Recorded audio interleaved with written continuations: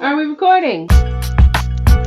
I'm Sarah Scott, and this is week 17 of the Weekly Writing Challenge. Last week's challenge asked you to write a story that included 2 truths and 1 lie, and there were some amazing contributions. The first I wanted to highlight was Girl by Lewis C. Lewis. I felt like it was in keeping with the spirit of the game that inspired this challenge. It draws you in and it makes you wonder and riddle out what parts of the story are fiction and what parts are true. He writes, "On the first day of class, my girl does not arrive. I feel surprisingly relieved. I size up the class, look at the girls. There is a blonde girl with short hair that sits in front of me. I try to think of a phrase that best describes her. All that comes to mind is, not my girl."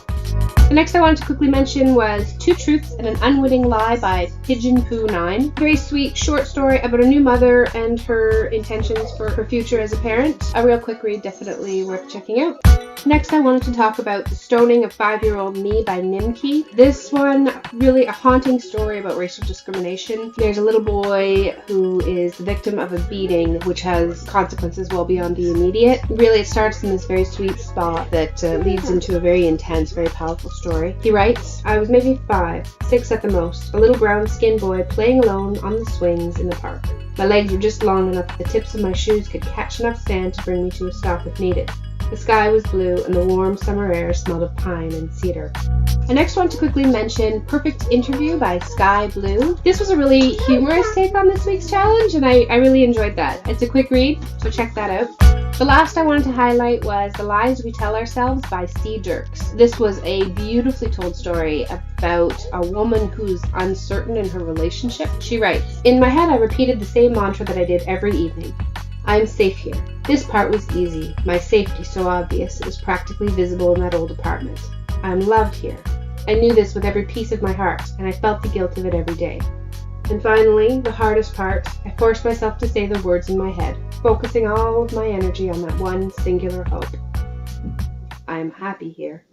So that's it. My time as guest curator of the Weekly Writing Challenge is at an end. It was a lot of fun thinking of challenges and seeing the way those challenges were interpreted by all of you. With that, I hand you over to the next guest curator, the lovely and talented Caitlin Olivia.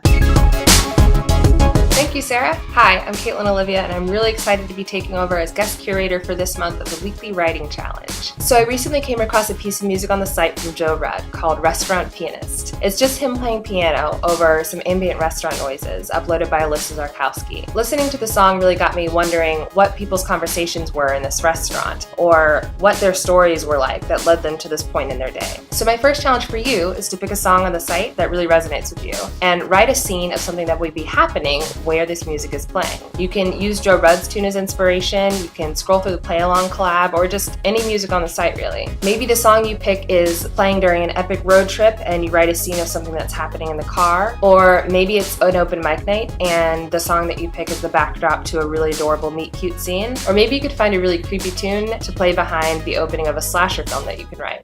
Whatever you decide to go with, be sure to add your musical selection to the resources so when we're all reading along, we can play the music that inspired you. Be sure to get your contributions in by the end of the day, February 9th. I can't wait to read what you come up with, and have fun. Bye!